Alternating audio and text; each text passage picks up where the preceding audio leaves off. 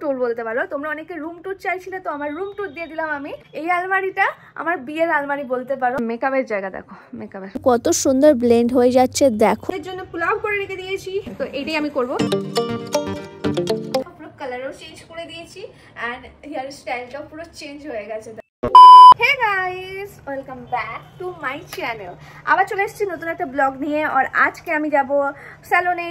আমার ঘরটা তো আমি আমার রুমটা চেঞ্জ করেছি, সেটাও তোমাদের দেখাবো। আর আজকে আমার চুলের কালারটা চেঞ্জ করব, সেটা দেখাবো, তোমাদের সঙ্গে শেয়ার করব। তো বলে দিই, কালকে এগুলো কি হয়েছে দেখো, বৃষ্টির জন্য না এগুলো যত আমি কিনেছি না, এগুলো কেমন কালো কালো হয়ে যাচ্ছে।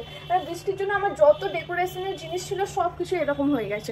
তো তোমাদের এখানে আমার রুমটা দেখাই, দাঁড়াও। পার্সেল মনে চলে এসছে, তোমার রুম দেখাতে দেখায়। এক সেকেন্ড দাঁড়া। ও দরজায় ওপেন নাই, দাঁড়া এক করি। তো পার্সেল আমার দুটো, তো তোমাদের সঙ্গে কথা বলতে বলতে আমার দুটো পার্সেল চলে এসছে আর আমি রুমটা দেখাবো তোমাদের। দাঁড়াও, পার্সেলগুলো রাখি। আমার রুমের অবস্থা অনেক খারাপ থাকে।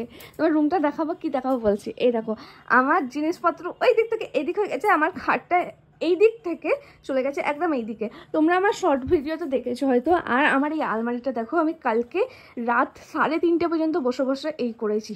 আর আমার না এই দেখো, এই স্টিকারগুলো মেরেছি, খুব সুন্দরভাবে লেগেছে। কিন্তু দুটো রোল ছিল, দুটো রোলের স্টিকারগুলো ছিল, মারতে মারতে না দুটোই শেষ। হ্যাঁ, মানে দুটো স্টিকারই শেষ।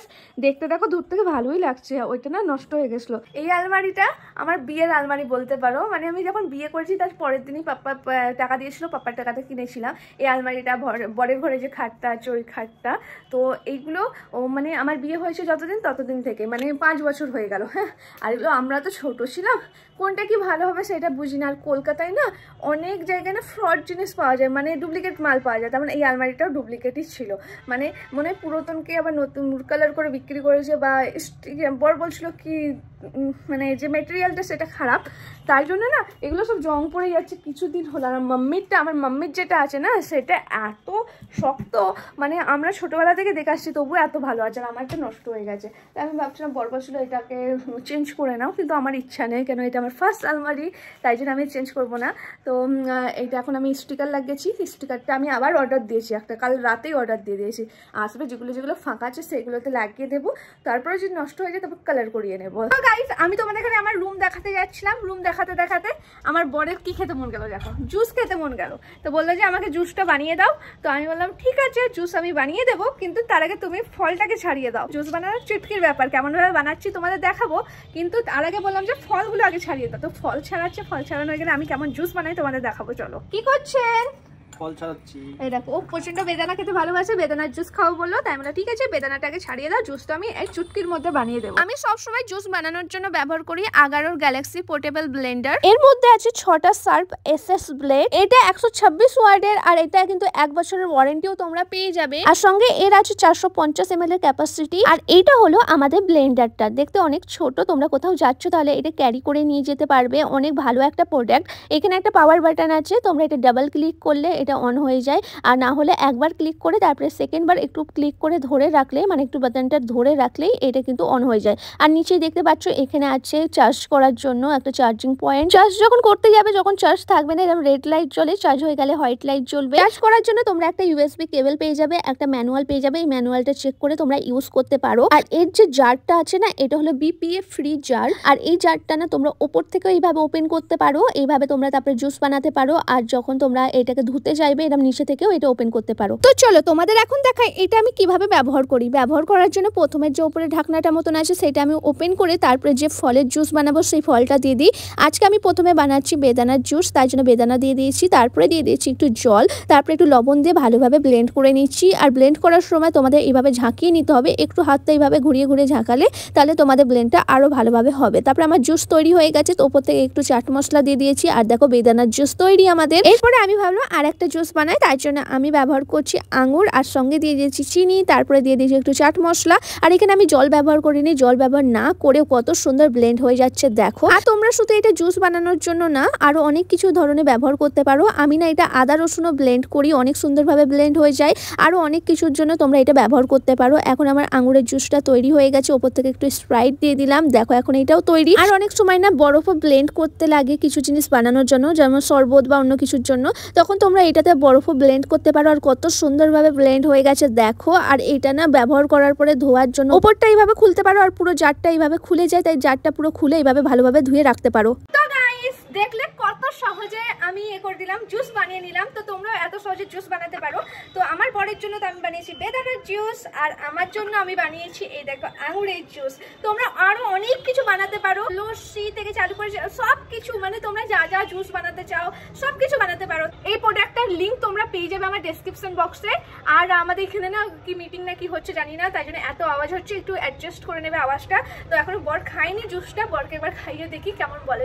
এই নাও তোমার জন্য স্পেশাল। Thank you. খেলে নাও, এটা আমার।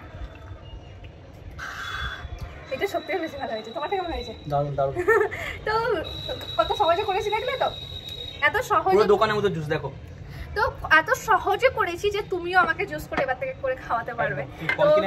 হ্যাঁ, তো আমি এই প্রোডাক্টটা দেখো তোমার জন্য নিয়েছি যাতে তুমি আমাকে জুস করে খাওয়াতে পারো।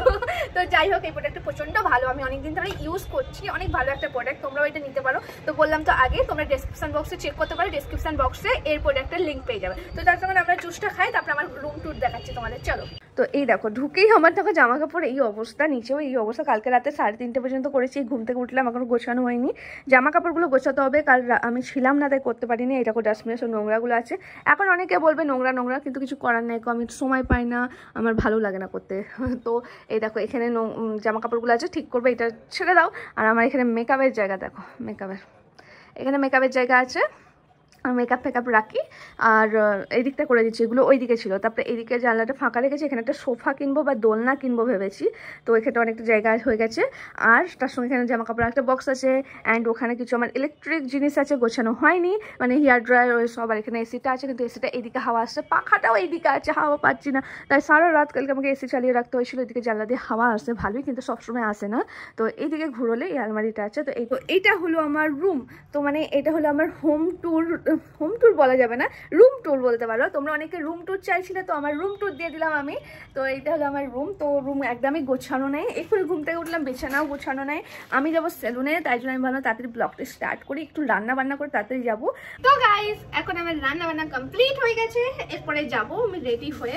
তো আমি কি রান্না করেছি দেখাচ্ছি। এখনকার জন্য তো বরের জন্য করে দিয়েছি, সাদা ভাত করেছি, অ্যান্ড এই দেখো বটবটি আলু ভেজে দিয়েছি, ও প্রচন্ড খেতে ভালোবাসে। আর আমি সালাদ করে দেবো ওর সঙ্গে। আর আমি ভাবলাম স্যালনে গেলে তো এখন আমি আসতেই পারবো না, কারণ জানি আমার অনেক লেট হবে, রাতের খাবারটা করতে পারবো না। তাই আমি কি করেছি দেখবে, আমার ফেভারিট করেছি পোলাও। তো আমি করেছি পোলাও, দেখাচ্ছি। সেন্টটা যে আসছে না, আমার প্রচন্ড ভালো লাগে। এটা রাতের জন্য আমি করে রেখে দিয়েছি, রাতের জন্য পোলাও করে রেখে দিয়েছি। এই পোলাওটার সঙ্গে আমার বর রায়তা খেতে অনেক ভালোবাসে, রায়তা করে দেবো রাতে। আর পোলাও আছে, এর সঙ্গে চিকেন পোলাও হয়, চিকেন দিয়ে দিলে ভালো। তো কিন্তু চিকেন আমার কাছে ছিল না, আজকাল চিকেন দিইনি, তো একটু পোলাও করে দিয়েছি ওকে। তো এটা রাতের জন্য, এখন দুপুরে এখন খাবে, বরকে দিয়ে যাবে এখন সাদা ভাত আগে। তো এগুলো ওকে খেতে দিয়ে দিই, খেতে দিয়ে তারপর আমি রেডি হয়ে তাও কথা হচ্ছে, চলো। তো গাইস এদিকে মোটা শুয়ে আছে, দেখতে পাচ্ছ, এই দেখো মোটা, পেট বার করে, পেটটা দেখো। তো গাইস ও খেয়ে দিয়ে শুয়ে আছে এখানে আমার ঘরে। তো এখন আমি রেডি হয়ে গেছি, তো আমি যাবো এখন স্যালনে। তার আগে দেখে নাও আমার চুলটার অবস্থা। তো চুলটা আমি এরকম আছে, একটু পরে আমার চুলটা পুরো চেঞ্জ হয়ে যাবে। তো চলো আমি দেখাই তোমাদের কি করলাম না করলাম, ঠিক আছে। তো চুলটা আমার দেখে নাও এরকম, আফটার অ্যান্ড বিফোরটাও দেখে নেবে। তো চুলটা আমার কালারটা চেঞ্জ করবো, জানি না কি করবো, আর কেরাটিন করবো। তো চলো ওখানে গিয়ে দেখায়। তো আমি যাই। আর তুমি ঘরে থাকবে? কখন যাবে তুমি? ভয় খাবে না? টাকা না মোটা কি পড়ে যাবে না, পড়বে না। তো এখন ও শুয়ে আছে, আমি যাবো এখন স্যালুনে। তো স্যালুনে কথা বলছি, জল পড়ছে না, ঠিক আছে আমি বন্ধ করে দিচ্ছি। তো চলো আমি এখন নিচে যাই, তোমাদের দেখাচ্ছি স্যালুনে গিয়ে, চলো। তো গাইস এখন আমি চলে এসেছি ওপর থেকে নিচে মানে আমার ফ্ল্যাটের নিচেই। তো এটা ভিডিও অফিসের পাশে, স্টাইল বাজারের পাশে যে বিল্ডিংটা আছে ওইটাই আমার বিল্ডিং, মানে আমি থাকি। আর ওখানেই আছে এলকে হাবিব, আমি এখান থেকে সব সার্ভিস করে। তো তোমাদের দেখাবো, আসো। তো যাই এখন। তো গাইস আমি দেখো বসে পড়েছি এখন করতে। তো আমার চুলে কি কালার করলে ভালো হবে সেটা এখন দেখবো। ইয়েলো চাইছি না, এটাই এলো দেবো না, এটার সাথে যেটা ম্যাচ করে আছে না সেটা কি আমি একটু এর সাথে তোমার হালকা শুরু করে এটা গ্লোবালে দিয়ে দিচ্ছি, এটা ভালো লাগে। আর এইটা না স্টিকিং এ দিয়ে দিচ্ছি, ওকে এটা স্টিকিং এ দিচ্ছি, এর সাথে এটা মিক্স করে ফেলে দারুণ লাগে। হ্যাঁ তো এটাই আমি করব। তো তোমরা দেখতে থাকো কেমন ভাবে কালারটা হচ্ছে, ঠিক আছে। তো এখন আমি বসছি শ্যাম্পু করতে। হেয়ার ওয়াশ করার পরে আমার চুলে কালার করা এখন স্টার্ট হয়ে গেছে। তো প্রথমে ড্রাই করা হলো, তারপরে এখন সেকশন নিয়ে নেওয়া হচ্ছে যাতে ভালোভাবে কালারটা দেওয়া হয় সব সেকশনে ভালোভাবে। তারপরে কালার মিক্স করে এখন কালার অ্যাপ্লাই হচ্ছে। তো আমি যখনই এখানে আসি না তখনই বলি তোমাদের যেটা ভালো লাগবে তোমরা সেইভাবে করে দাও, আর তারা তাদের অনুযায়ী করে দেয়। আর এত সুন্দর লাগে আমার, মানে প্রত্যেকবার আসি প্রত্যেকবারই আমার প্রচন্ড ভালো লাগে। তো গাইস আমার দেখো কালার কমপ্লিট, কিন্তু আলো তো বোঝা যাচ্ছে না, তবু তোমাদের দেখাবো। আমার এখন চুলটা এখন ড্রাই হয়ে গেছে, কালারটা প্রচন্ড সুন্দর হয়েছে। এবার শুধু একটু কালস করা হবে, তো কাল করে তবে তোমাদের দেখাবো যে ওই এই কালারের সঙ্গে না একটু একটু ঘোরানোর একটু কালস থাকলে ভালো লাগে, স্ট্রেটও ভালো লাগে। তোমরা দেখো কেমন লাগছে, তোমাদের আরো ভালো করে দেখাচ্ছি। পুরো রেডি হয়ে চলো।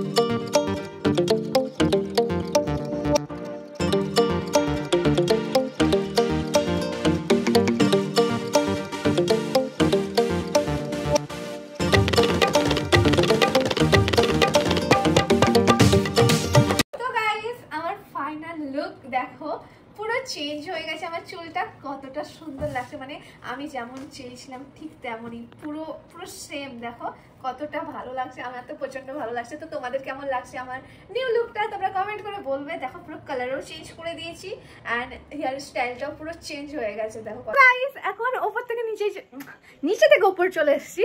আমার ফ্ল্যাটের নিচেই তো স্যালন তোমরা জানো। তো আমার নতুন হেয়ার স্টাইলটা কেমন লাগছে কমেন্ট করে বলবে। আমার তো প্রচন্ড ভালো লেগেছে, কালারটাও প্রচন্ড ভালো লাগে, পুরো ইউনিক, মুখটাই চেঞ্জ হয়ে আছে। প্রথমবার যখন কালার করছি তখনও ভালো লাগছিল। আর আজকে আমি কেরাটিনটা করতে পারিনি কারণ লেট হয়ে গেছে, এখন 9:30 বেজে গেছে রাত, তাই ভাবলাম পরের দিন করে নেবো, কারণ নিচেই তো তার জন্য। আজকের জন্য ভিডিওটা এইটুকুনি, আমি এবার খাবো শোবো। আর আমার চুলটা কেমন লাগছে তোমরা কমেন্ট করতে একদমই ভুলবে না। তো চলো আজকের জন্য একটুকুনি, কেমন লাগলো কমেন্ট করে বলো। চলো টাটা।